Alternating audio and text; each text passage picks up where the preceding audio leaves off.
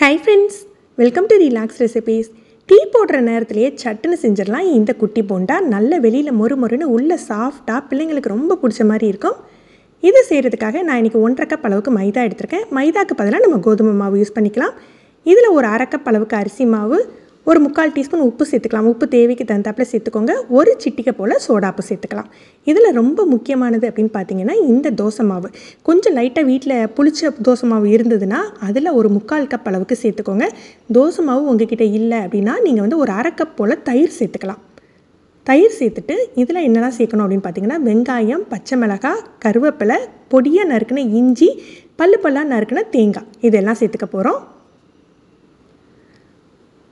இஞ்சி பச்சை மிளகாய் எல்லாம் நம்ம காரத்துக்கு தகுந்தாப்பில் சேர்த்துக்கலாம். பொதுவாக இதுக்கு வந்து இஞ்சி பச்சை மிளகாய் கொஞ்சம் ஜாஸ்தியாக சேர்த்துக்கிட்டால் டேஸ்ட்டாக இருக்கும். ஆனால் குழந்தைங்களுக்கு குட்டீஸ்க்கு கொடுக்க போகிறீங்க அப்படின்னா நீங்கள் பச்சை மிளகாவும் இஞ்சியும் கொஞ்சம் கம்மியாக சேர்த்துக்கலாம். இஞ்சியை துருவி கூட சேர்த்துக்கலாம். நான் பொடியாக கட் பண்ணி சேர்த்துருக்கேன். இப்போ இதெல்லாம் நான் சேர்த்து நல்லா கலந்துடலாம். தோசை மாவில் ஈரப்பதம் இருக்கும்.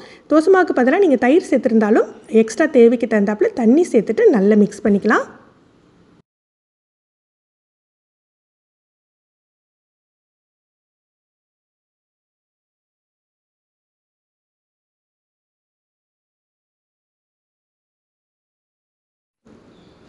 மாவு பதம் பார்த்தீங்க அப்படின்னா சாஃப்டாகவும் இருக்கணும், தோசை மாவோட கொஞ்சமாக கட்டியாக இருக்கணும். இந்த மாதிரி தூக்கி போடுறதுக்கு ஈஸியாக இருக்கணும். இந்த பதத்தில் பிசைஞ்சு எடுத்துக்கலாம். எண்ணெய் நல்லா காஞ்சிட்டு மீடியம் ஃப்ளேமில் வச்சுட்டு நம்ம போண்டாலாம். இதை வடை மாதிரி தட்டியும் போட வேண்டாம், ரொம்ப உருட்டணும்னு அவசியம் இல்லை. எடுக்கிறதுக்கு ரொம்ப ஈஸியாக இருக்கும். இந்த மாதிரி எடுத்துகிட்டு போட்டாலே போதும்.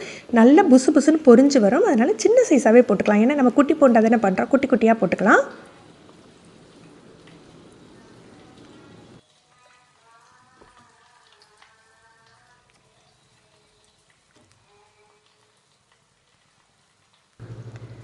இது நல்லா வேக ஆரம்பித்தாக்களே தானாலே எண்ணெயில் எலும்பி வந்துடும். நல்லா பரட்டி விட்டு வேக வச்சுக்கணும். இல்லை ஒரு பக்கம் மட்டும் செவந்து வரும், இன்னொரு பக்கம் வெள்ளையாகவே இருக்கும். நல்லா இந்த மாதிரி பரட்டி விட்டுக்கணும்.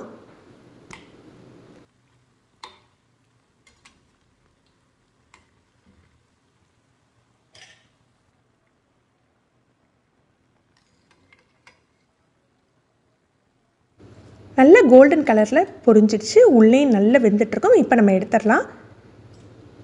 இந்த போண்டாக்கு வந்து சைடிஷே வைக்கணும் இல்லைங்க. இன்றைக்கி நான் கொஞ்சம் காரமாக தேங்காய் சட்னி பண்ணி வச்சுருக்கேன்.